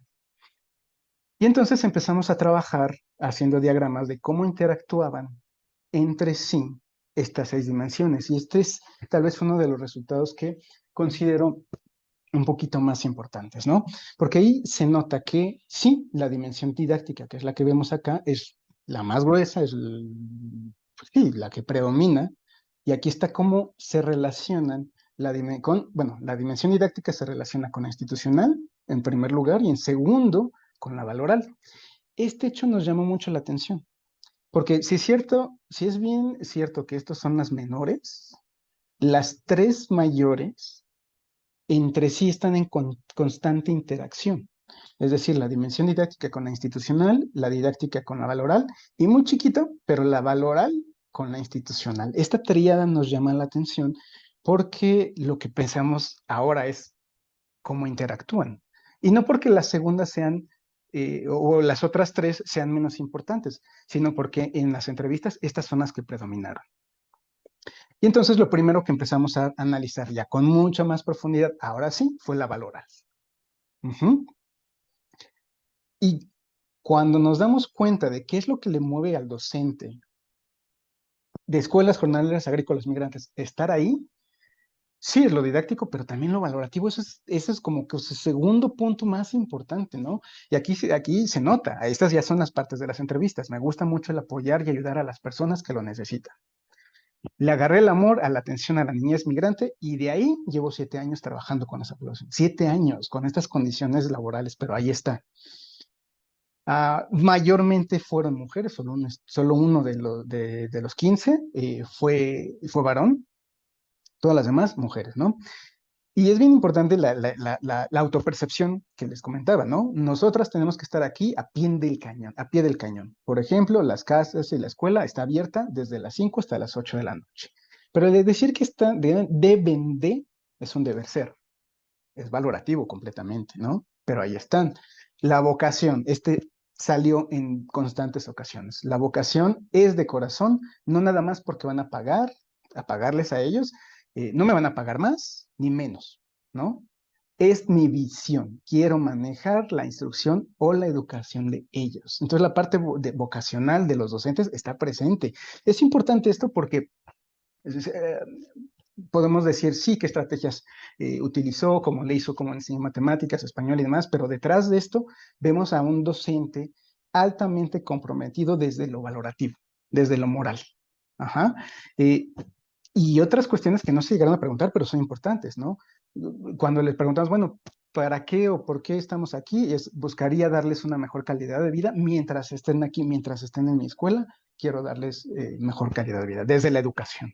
Entonces, esta parte es bien importante, ¿no? Y así tuvimos bastantes, igual, lo que están viendo en pantalla son estas escuelas, ¿no? Tacheos de lámina, como aquí podemos ver. Aquí este es un tercio de la escuela. Por acá había otra parte y por hasta acá otra parte, ¿no? Y estaban desde preescolar hasta primero secundaria, divididos por pared, sin ventana ni demás, pero ahí están. A veces los niños llegan 7:15, 7:30, 7:45 de la noche. O sea, les queda 15 minutos de clase y llegan. Una de dos, te esfuerzas un poquito más, te quedas unos 15 o 20 minutos y les das una clase digna. Esto también, la parte de la dignidad aparece, ¿no? Se lidia así, con mucha paciencia, mucha vocación. A mí me agrada más trabajar con ellos. Ajá. Se me hacen aún más vulnerables porque no tienen atenciones. Y es cierto, o sea, es muy complicada la atención a estos grupos, ¿no? Pero también aparece esta parte de la romantización del trabajo docente y también de la romantización de la población, ¿no? Acá vienen hasta con un ojo cerrado y lleno de conjuntivitis, es tan rico verlos descalzos caminando por las piedras y no se quejan. O sea, a veces ni calzado tienen, pues, pero esa es también una parte de la romantización de la vulnerabilidad, pero eso, la dimensión valoral del trabajo docente en estas poblaciones resultó ser una parte muy, muy, muy importante de esta interacción entre sus propias dimensiones. Ajá. Luego nos preguntamos, bueno, si esto es lo que obtuvimos en la cuestión valoral, vamos a ver la dimensión didáctica.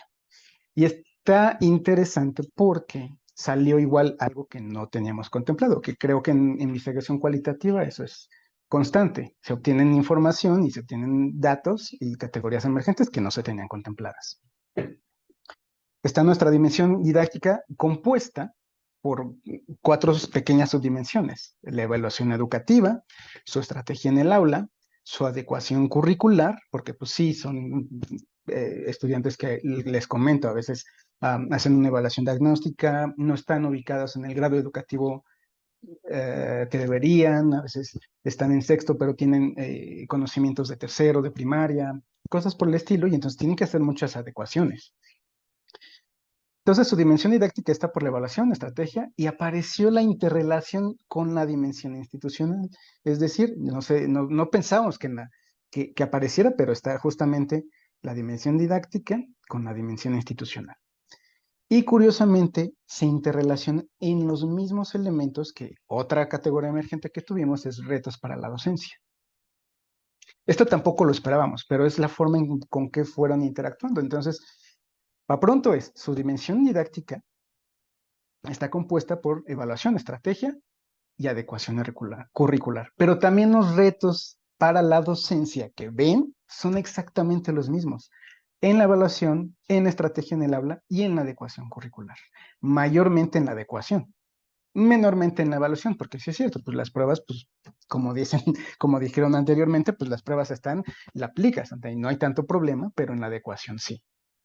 Y en la dimensión institucional, esta coocurrencia nos llamó mucho la atención, mucho, mucho, mucho.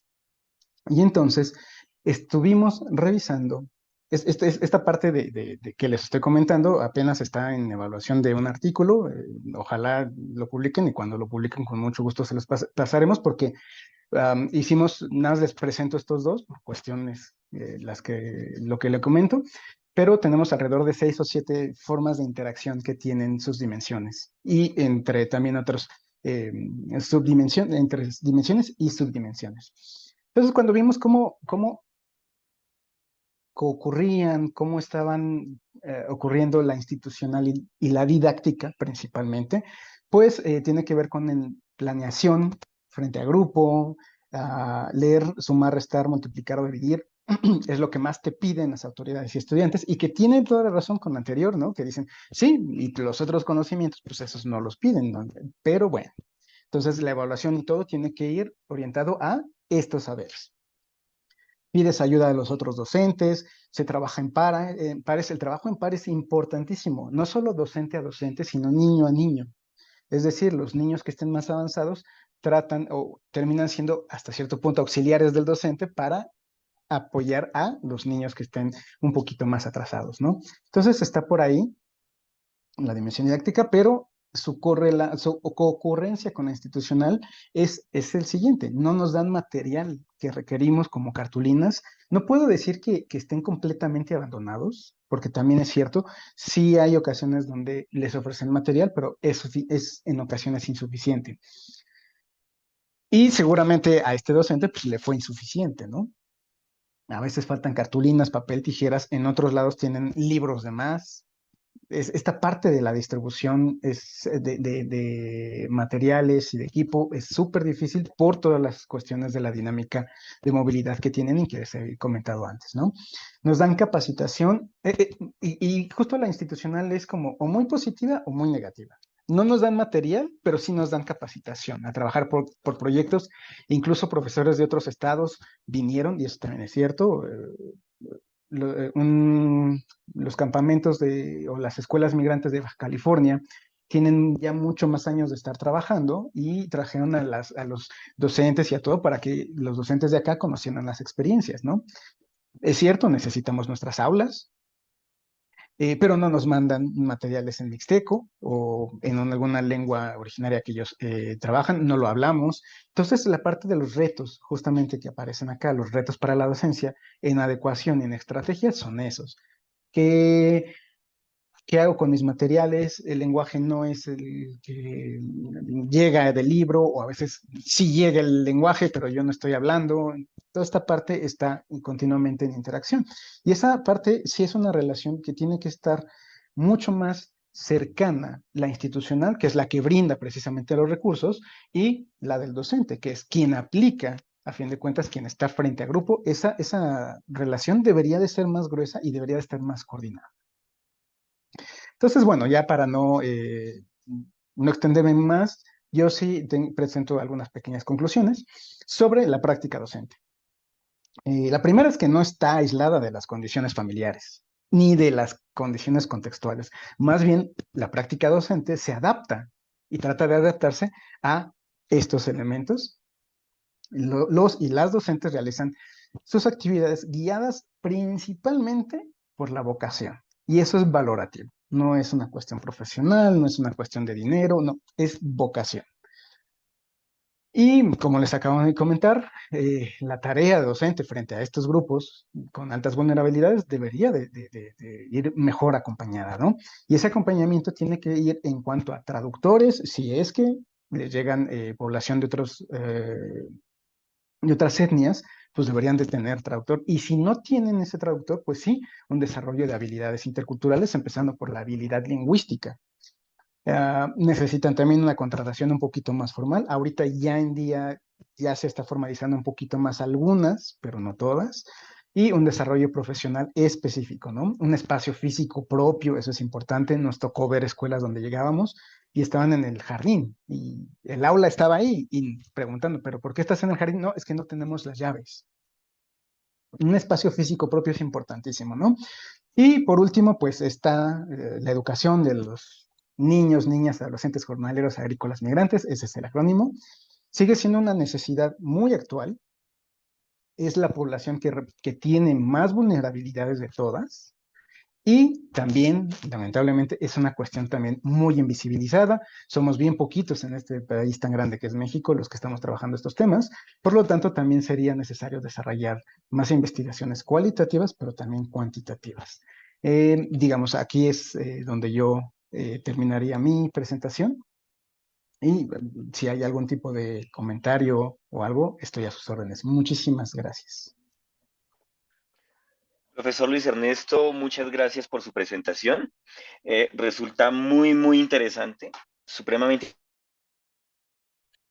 interesante. Precisamente, pues yo he trabajado también, estoy también terminando de pulir un artículo que tiene que ver precisamente con esos otros aspectos que tienen que ver o que rodean la práctica docente. Es decir, que no solamente es un ejercicio de la planeación, de la ejecución o la evaluación, sino que hay unos aspectos contextuales, unos aspectos valorativos, como usted los llama, es decir, el trabajo por vocación. Nosotros en el trabajo que estamos desarrollando lo hemos relacionado con algo que trabaja Bandura relacionado con la autopercepción Ujú. de eficacia. Si en ese sentido nosotros le hemos apuntado cómo el docente se siente responsable de un aspecto, asume una tarea para la cual no está preparado específicamente o no se siente preparado, pero que como una especie de invitación o de vocación le lleva a afrontar unos trabajos y en los que precisamente el trabajo en equipo o entre pares le apoyan y le empujan precisamente Ujú. para que no se pierda la motivación. Eh, yo creo que más adelante seguramente tendré que escribirle algún correo al respecto porque coincidimos en muchos aspectos hasta, hasta muy, nosotros hemos organizado de las dimensiones de manera diferente, pero bueno. No sé si tenemos, gracias, profe. Si tenemos nosotros en el grupo de compañeros de la RIER alguna pregunta para el profesor Luis Ernesto. Vamos a revisar si tenemos algo para de los compañeros que están conectados en Facebook, si tenemos eh, algún comentario o no sé. Eh, le dan un saludo, el profesor, la profesora Ana Arceo Luna le saluda. Gracias. Eh, Hay otro comentario, dice, excelente, Beca Rodríguez dice, excelente cómo poco a poco se le está dando visibilidad al trabajo y vocación de estos docentes a pesar de las condiciones. Muy interesante todo, gracias, doctor Solano. Gracias. Mm, no tenemos muchos más comentarios por este lado. Eh, Lupita nos dice también que no hay muchas preguntas, pero yo sí quisiera ahondar un poco, profe, en el aspecto de la dimensión personal del docente. Es decir, el docente que tiene que desplazarse de un lado al otro, muchos docentes tienen sus familias en otros sitios y se desplazan a estos lugares a trabajar. Eso por un aspecto, como la dimensión personal de los afectos, y por el otro lado, la estabilidad laboral. ¿Usted qué encontró en ese sentido? Híjole, La es que estabilidad laboral, es decir, que, por ejemplo, pueden estar a merced de un contrato que se termina a cierto tiempo o que no saben si el año siguiente van a trabajar, etcétera, etcétera. pero a veces es ni siquiera el año siguiente, digamos, si llega un grupo familiar, se detecta, tienen que hacer, institucionalmente tienen que hacer toda la gestión para contratar a un profesor que los vaya a atender, pero si el grupo migrante se va, la contratación también. Se acaba. Pueden pues, reubicarlo en algún otro, y entonces pues, los profesores también terminan siendo hasta cierto punto migrantes dentro de su propio estado o de ciertas zonas geográficas. Por ejemplo, aquí cerquita tenemos 5. Hay 5, por lo menos 5 comunidades que están identificadas y a veces pues los jornaleros que van por Chile casi siempre recogen de toda un área el Chile y se mueven a otra comunidad que puede estar al lado, pero pues el docente también tendría que moverse o algo por el estilo. Entonces sí, en la parte de las condiciones laborales, digamos, si son campamentos agrícolas ya establecidos y muy cercanos a agroindustria, que es pues sí, es la industria que exporta, entonces ahí es mucho más fácil, porque ya son pues prácticamente una escuela que atiende a esta población, que también se mueve, pero es más fácil, entre comillas. Pero cuando son a campo abierto o cuestiones que no necesitan ser agroexportadoras, vuelvo a lo mismo, chile, ajo, cebolla, algo más, col, algo así, es súper difícil porque en primera detectar a las familias, en segunda iniciar la gestión, en tercera mandar al docente, buscar espacio, porque a veces si tienen una telesecundaria, secundaria, escuela primaria, lo que sea, lo acomodan ahí, si no tienen espacio tienen que gestionar alguna casa o algo por el estilo. Esa parte es tremendamente difícil. Profesor, muchas gracias. En Facebook tenemos un comentario de la profesora María Helen Gómez. Eh, Felicitar al ponente como docente. Esta es una profesora docente en educación indígena de preescolar. Sus comentarios, su trabajo le fortalece y le reanima pues para seguir. Yo creo que es precisamente este asunto que nos une a todos los miembros de la RIER, empezar a encontrar formas, comprender cómo funciona la educación rural en todas sus dimensiones y en todos sus aspectos, bueno, para ver por dónde va, ¿no? Ujú, Y para ujú. establecer nuevas maneras. No sé si tenemos más comentarios, Lupita. Y aquí el maestro Edison Santos tiene la mano levantada para intervenir, así es que adelante, maestro. Profesor. Muy buenas noches, muy buenas noches. ¿Me Buenas escucha? noches. Sí, claro. Sí, Buenas señor, noches. se escucha muy bien. Bueno, gracias a Mireya por la invitación. Yo soy de Colombia, del departamento de Antioquia. Soy docente rural del municipio del Retiro.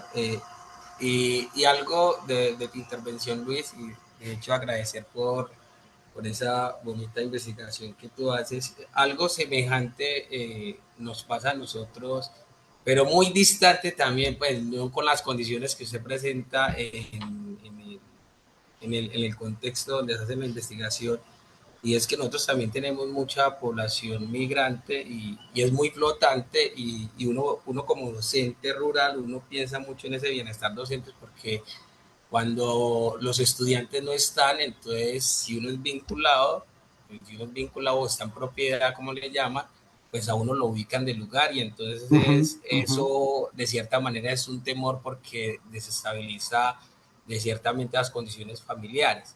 Pero en tu intervención en esa dimensión de valoración que tienen los docentes, pues uno puede percibir que no hay ningún temor hacia ellos, porque uno encuentra pues docentes con 7 años persistiendo en esa labor, entonces uno dice, pues yo creo que eso no es ningún temor para ellos.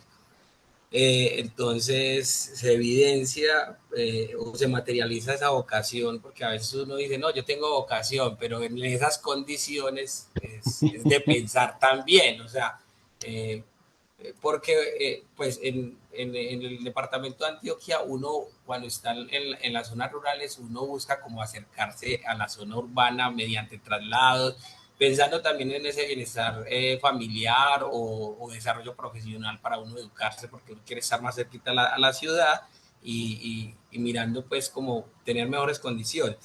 A mí lo que me preocupa es que el atractivo de que esa población migrante llegue a esos lugares, así sean temporales, ese es el trabajo. Entonces, pues yo no escuché la intervención, si de pronto, cómo se vincula ese sector productivo en la educación de esos niños migrantes, si de pronto apoyan para adecuar las instituciones o Mm, donan materiales, pues no lo escuché porque si bien el atractivo es la parte de la agricultura de que ellos estén ahí, pues sería, pues, digamos, un valor agregado que ellos se vincularan en esa situación de la educación de estos chicos y obviamente de sus familias. Muchas ujú. gracias. No, a ti. Bueno, cuando son las cuestiones agroexportadoras, ¿cómo se vinculan? Pues lo primero que hacen es permiten que dentro de sus campamentos la Secretaría de Educación instale de alguna forma una escuela, que les mostré unos vagoncitos, bueno, en este caso pues, son esos vagoncitos, y da permiso a que los docentes se entren y demás. Es que ese es otro tema. Hay que recordar que eh, es propiedad privada, o sea, a fin de cuentas, la parte de la agroindustria y de todos los terrenos que tienen es propiedad privada. Y tienen pequeños, híjoles, que sí tienen pequeños campos, digo, viviendas o cuartitos que les rentan a sus propios jornaleros agrícolas. Y entonces la ventaja es que dentro de ahí permiten la instalación de la escuela. Es eso. Pero sí han habido casos donde si hay X y Y conflicto, pues lo primero que tiene que hacer la autoridad educativa es pedirle permiso a la empresa a que entre la autoridad educativa como tal. Entonces no es, es una relación un tanto compleja. Aún así, aunque exista, bueno, los que trabajamos sabemos que lo hace precisamente para alcanzar la certificación de exportación. No es porque diga, híjole, quisiera, no, no, es porque necesitan certificar que no hay trabajo infantil y la forma es abrir las escuelas, que de hecho no solo son escuelas, también hay guardería. Entonces, de repente las mamás jornaleras agrícolas dejan a los bebés, dependiendo de la necesidad, hay bebés de 6 meses hasta los 11 o 12 años. Pero sí, y ahí los dejan en la escuela. Esa es, digamos, la vinculación que existe. Un interés real propio, no, no es o sea, el interés es en segundo orden. Sería otro panorama donde las empresas tuviesen el mismo interés que tienen los docentes. Yo creo que la investigación sería otra realidad. Sí, por supuesto, por supuesto. Muchas, muchas gracias, profe Sí, Luis. Muchas gracias. pero realmente sí no es como dice el profesor Luis Ernesto, no es porque sea porque les interese la educación en primera medida, es porque precisamente quieren evitarse problemas o conflictos precisamente por el trabajo estudiantil. Nosotros aquí en Colombia también tenemos no un asunto de esas dimensiones o que involucre la propiedad privada, así como en campamentos, seguramente los hay, pero tal vez el caso más sonado o el caso más, los casos más puntuales con relación a el apoyo de empresas privadas a las escuelas sucede con los comités, con la Federación de Cafeteros en la zona cafetera y en las zonas petroleras con Ecopetrol. Es decir, que las instituciones por medio de sus fundaciones financian materiales, financian adecuación de Ujú. escuelas, etcétera, etcétera, y de alguna manera, al menos en el contexto colombiano, las escuelas que están en zona cafetera podrían estar en infraestructura un poquitito mejor que las otras, pero no dejan de tener los mismos problemas porque entonces si hay niños que se desplazan con sus familias por la cosecha de café, pues están por temporadas cortas en las escuelas, pero luego se emigran a otras partes y los docentes se ven a gatas, decimos nosotros aquí, se ven en dificultades para reunir el mínimo de estudiantes para poder abrir un curso, etcétera, etcétera, porque si no tienen 10 estudiantes, pues la escuela se puede cerrar. Esa es una situación complicada. Tanto así que en muchos casos, en muchas escuelas en Colombia, los cupos están buscando entre emigrantes venezolanos. Es decir, Mm, se buscan entre los ujú. emigrantes venezolanos para poder completar el mínimo de 10 estudiantes para poder evitar que la escuela se cierre. Pero esto es un asunto muy interesante, implica muchos aspectos que vale la pena seguir indagando. No sé si tenemos alguna otra pregunta o algún comentario, Lupita. No, no, Juan, ya en Facebook ya no tenemos ninguna otra pendiente. Bueno, entonces creo que por esta ocasión, agradeciendo mucho a la profesora Paola Arteaga y al profesor Luis Ernesto Solano su participación que ustedes compartan con nosotros sus investigaciones, vamos cerrando esta sesión 16. Como lo he dicho y lo he reiterado muchas veces, este espacio de la RIER nos ha servido a muchos que estamos en el proceso de formación, terminando nuestro doctorado, para ver cómo lo hacen otros compañeros, cómo dimensionan estas cosas y para ver a mí me parece que es un espacio de formación ideal. O sea, escuchar cada mes un compañero que va desarrollando su tesis, su trabajo, su investigación para uno es de muy gratificante. Invitamos a todos los miembros de la RIER y a las personas que se conectan en Facebook que nos acompañen en nuestra próxima sesión, ¿cierto, Lupita? Sí, Juan, solo para recordarles, la próxima sesión será en febrero, el 23 de febrero, a la misma hora de todos los seminarios, a las 5. Nos van a acompañar dos colegas y miembros de la RIER de Argentina, Macarena Romero Acuña y Amalia Miano. Y bueno, esperamos que nos acompañen y estaremos difundiendo lo más pronto posible la información, también para que lo agenden. Y a quienes forman parte de la red de la RIER, les recordamos que estamos en la búsqueda de conformar un programa para la segunda edición de la RIER a Puertas Abiertas. Es muy importante continuar esta dinámica, como dijo Juan Gabriel, ha sido un espacio muy rico.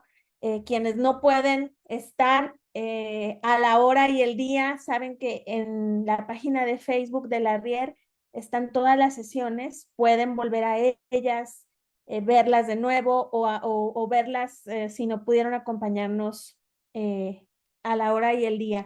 Entonces, pues les invitamos a animarse a enviarnos propuestas para que esta dinámica continúe y podamos también seguir, pues, aportando en la educación rural, pues no solo en México, en toda Latinoamérica y más allá, ¿verdad? Creo que tenemos siempre muchos asistentes, no solo de México, sino de América Latina, de España, y eso pues nos complace mucho.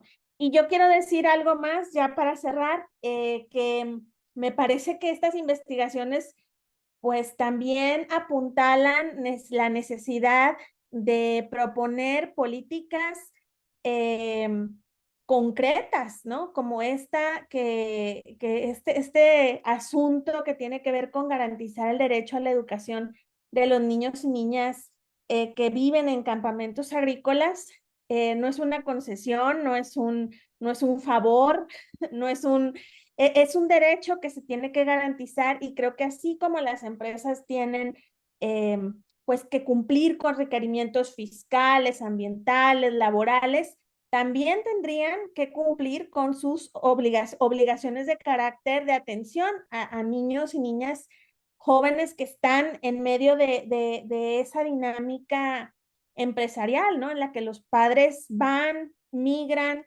y creo que ahí hay un campo interesante, Luis Ernesto, también de apuntalar con estas investigaciones propuestas concretas pues, para que se garantice educación de calidad, de excelencia, y que no sea visto como un favor que les hacen a estos niños, ¿no?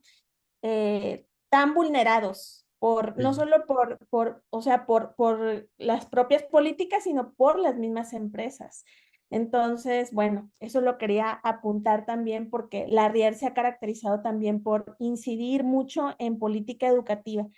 Entonces, pues, les agradecemos mucho su atención y su participación a quienes nos acompañaron en Facebook y aquí en la sesión de Zoom. Muchas gracias, y pues nos vemos en febrero en la siguiente sesión. Hasta luego. Gracias a Paola y Gracias gracias para a la atención. todos. Hasta luego. Hasta luego. Hasta luego, gracias. Hasta luego.